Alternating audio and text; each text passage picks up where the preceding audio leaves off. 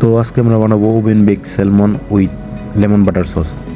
Salmon মাছটাকে আমি প্রথমে ফিলে করে নিয়েছি। ফিলে করার পর আমি স্যালমন মাছের স্কিনটা রিমুভ করে নিব। আচ্ছা, এখানে স্কিন রিমুভ করার দুইটা পদ্ধতি। একটা গরম পানি ডাললে এই মাছের স্কিনটা খুবই নরম হয়ে উঠে যায়, আর একটি হলো নাইফের সাহায্যে আপনারা চাইলে স্কিনটা রিমুভ করে নিতে পারেন। আমি এখানে গরম পানি দিয়ে স্কিনটা রিমুভ করে নিয়েছি। আচ্ছা, এখানে খেয়াল রাখতে হবে যাতে বেশি গরম পানি না ডালা হয়। বেশি গরম পানি ডালে মাছ হালকা সিদ্ধ হয়ে যাবে।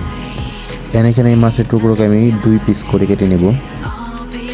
আপনারা চাইলে এখানে মাছের পিসটা আরও ছোটো করতে পারেন, আরও বড় করতে পারেন। অন্যদিকে মাছের জন্য মশলা তৈরি করে নেব। আমি প্রথমে এখানে টক দই নিয়ে নিয়েছি অ্যান্ড সামান্য পরিমাণ হলুদ গুঁড়ো, সামান্য পরিমাণ লাল মরিচ powder, garam masala and coriander powder and lemon juice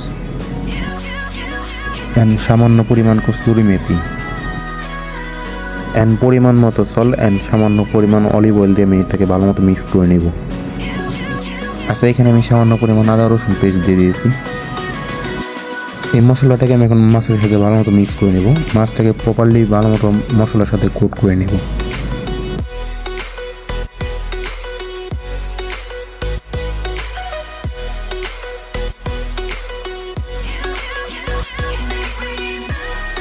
মাছটা কোট করা হয়ে গেলে আমি একটি প্লেটারের মধ্যে সামান্য পরিমাণ বাটার পেপার নিয়ে উপরে অয়েল ব্রাশ করে দিয়েছি অ্যান্ড তার উপরে মাছগুলো দিয়ে দেব।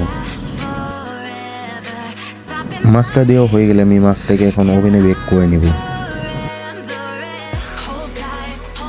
আচ্ছা, মাছটাকে আমি ওভেনে বেক করব 10 থেকে 12 মিনিট। তবে 10 মিনিট পর চেক করে নিতে হবে যে মাছটা কুক হয়েছে কিনা বা উপর জ্বলে গেছে কিনা। আমি 10 থেকে 12 মিনিট পর মাছটা বের করে নিয়েছি ওভেন থেকে।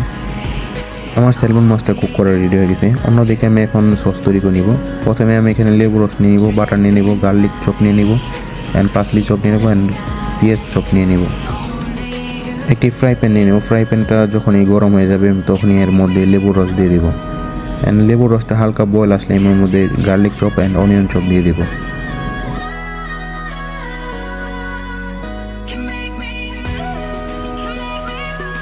এটাকে 40 থেকে 1 মিনিট পর্যন্ত বয়েল করে আমি এর মধ্যে বাটার অ্যাড করে দেবো।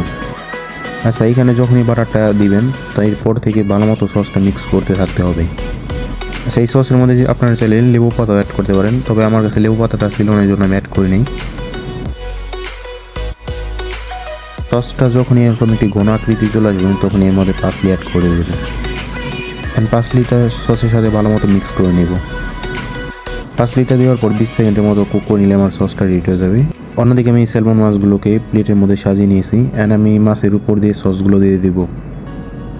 Oven bake salmon with lemon butter sauce রেডি। Please subscribe.